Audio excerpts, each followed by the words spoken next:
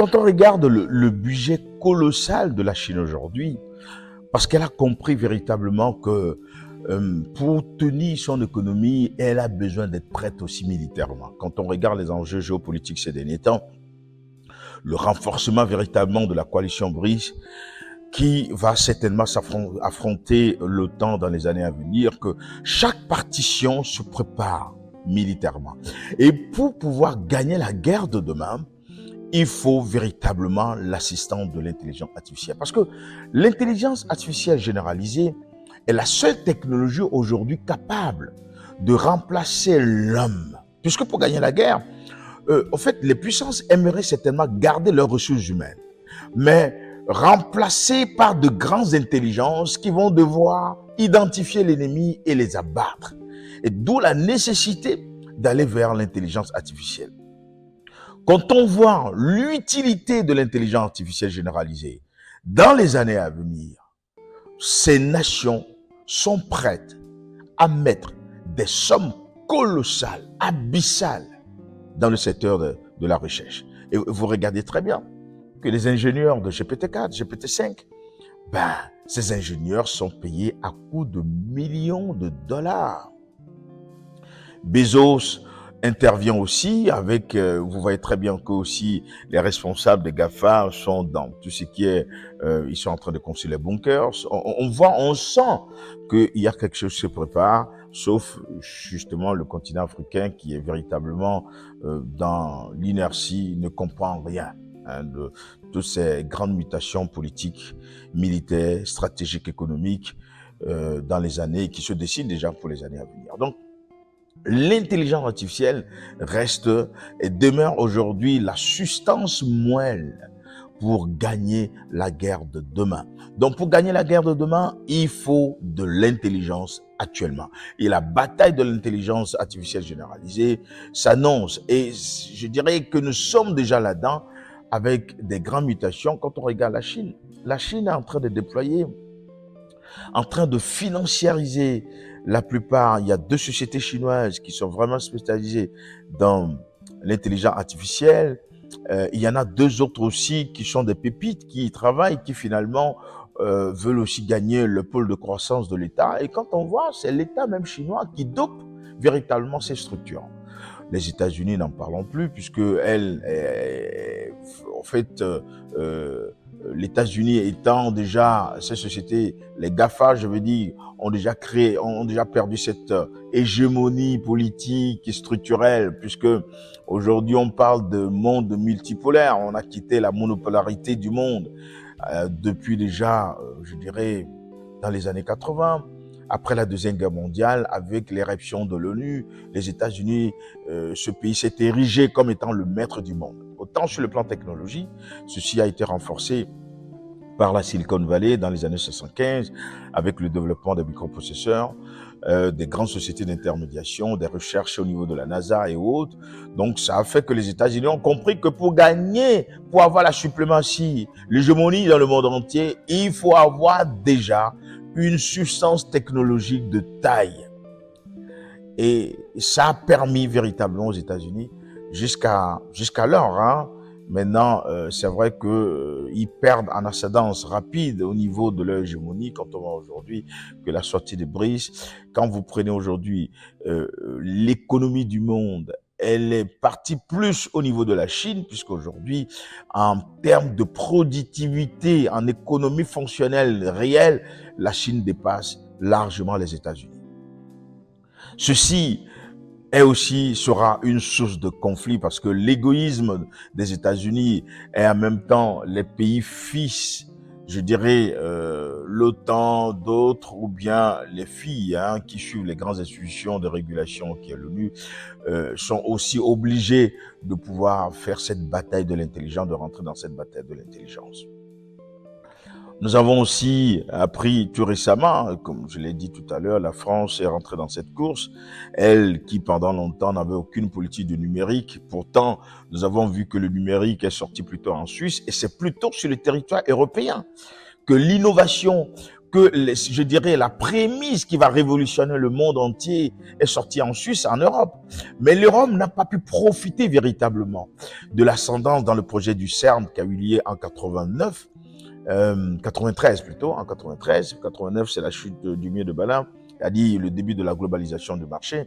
Mais en 93, c'était réellement le gros projet d'exploration du nucléaire en Suisse, où réellement les trois ingénieurs, Jean-François Cailleux, Abramovich et Nicolas Cage, qui sont les trois ingénieurs qui ont travaillé sérieusement pour sortir le web qui va révolutionner aujourd'hui toutes les grandes infrastructures, y compris l'Internet, puisque l'Internet c'est une infrastructure, même une partition du web, puisque l'Internet a dû s'appuyer sur le web pour qu'il soit visible dans le monde entier. Puisqu'avant, c'était une infrastructure qui était purement localisée au niveau de la NASA, mais via le web, désormais, chacun pourrait certainement, via un petit clic, avoir accès à l'Internet. Donc, l'Internet, c'est une infrastructure. Quand on regarde ce truc, on pourrait comprendre facilement qu'il y a une course à l'intelligence ces derniers temps. Et c'est seulement je dirais, la technologie qui va connaître de grandes mutations exponentielles, à une vitesse exponentielle dans les années à venir. Donc, on verra d'ici 2030 des nanopuces avec l'intégration des nanotechnologies qui vont devoir intégrer le GPT-4, donnant véritablement une autre dimension de sensibilité réellement à des cobolts, à des humanoïdes, avoir les mêmes ressentis, c'est-à-dire que l'humanité est en train de créer, je dirais, le dieu Amadeus, un être privé de sang, qui n'a pas de sang, mais un être robot, un algorithme tellement puissant, dans lequel aussi la sensibilité cognitive va devoir aussi avoir son rôle important à jouer, ce qui permettra à ces humanoïdes d'avoir la sensibilisation poussée au niveau des ressentis et en même temps aussi faire des choses extraordinaires comme nous, les humains, pratiquement. La grande révolution aussi s'appuie dans ce sens que l'automatisation poussée de tous les procédés, cette automatisation va entraîner la perte extraordinaire de l'emploi, malheureusement, surtout sur le continent africain, c'est-à-dire le secteur secondaire. Je crois qu'un des sujets que j'avais déjà développé, qui malheureusement revient de temps en temps, parce que réellement, quand on regarde l'objectivité, la fin de la technologie, finalement, on arrive à l'automatisation de tous nos procédés, y compris même des simples actes que l'homme pouvait faire pour être salarisé.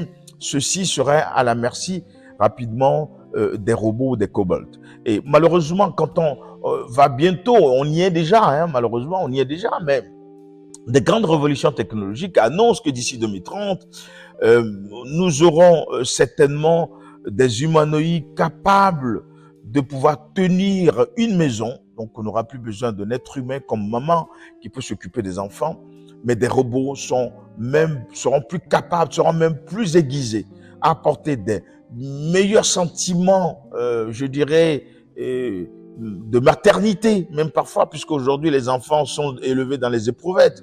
Vous n'avez plus besoin d'un ventre d'une maman pour porter pendant 9 mois les enfants. Vous avez justement, je dirais, une fécondité ou une fécondation in vitro, et puis rapidement, des autres peuvent, ou bien les robots peuvent justement nourrir le fœtus jusqu'à l'apparition. Voilà, parturition. Voilà. Donc, il faut comprendre que nous sommes dans une phase technologique impressionnante. Le monde est en train de traverser réellement une innovation historique depuis l'existence. C'est-à-dire, en quittant véritablement, si nous devons nous appuyer sur comment on appelle-t-on, l'homo sapiens, qui est en réalité l'homme primitif qu'on parle selon la science, mais quand nous revenons dans toute la magnificence de la connaissance, on s'en rend compte que la création a plus de puissance. On a eu plus de preuves dans la création que dans l'évolution de l'être dans le temps. Je ne sais pas si vous avez lu, je vous conseille de lire aussi le livre de Harari qui parle de l'Homo sapiens ou bien l'Amadeus, un livre qui a été conseillé par Obama, et pour comprendre des grandes mutations, des grands changements sociologiques de l'homme dans le temps jusqu'à ce jour. Et là où on va avec la nouvelle génération, là où l'humanité va dans les années à venir. Donc ceci, quand on voit des grandes mutations que l'humanité va devoir affronter d'ici 2030, on s'en rend compte véritablement que seule la technologie va connaître une forte mutation. Mais quand la technologie monte en ascendance et qu'on arrive véritablement, je dirais à la digitalisation complète, à la numérisation de tous les procédés humains, il faut aussi comprendre que à cette étape aussi va germer ce qu'on appelle un pharmacome. C'est-à-dire que la technologie, plutôt qu'elle soit utile pour l'homme, pourra engendrer d'autres facettes sociologiques, je dirais négatives, rébarbatives. C'est-à-dire, ça peut être un poison pour l'humanité, en ce sens que cette technologie absorbe notre économie réelle. C'est-à-dire que bon, on n'a plus besoin de solvabiliser les hommes. La distribution de pouvoir d'achat se fera de façon très faible. Et donc, va se poser un problème de consumérisme, un vrai problème de consommation, puisque si l'homme n'est plus dans le procédé économique ou bien l'homme n'est plus salarisé, nous rentrons dans une phase d'inertie totale de l'économie. Donc, il faut repenser l'économie de demain. C'est au même moment, je l'ai dit tout à l'heure, que c'est un pharmacome, parce que autant que cette technologie soit utile pour nous les humains, elle sera aussi, je dirais, un poison pour l'humanité. Poison non seulement par l'absorption de notre niveau d'employabilité, mais aussi poison en ce sens que on aura une évolution aussi astronomique de, je dirais, de l'économie de la voyoucratie. Oui, de l'économie de la voyoucratie. Parce que la technologie monte avec la découverte des puces, des interconnectivités vont se faire, des bases de données seront de plus en plus compliquées.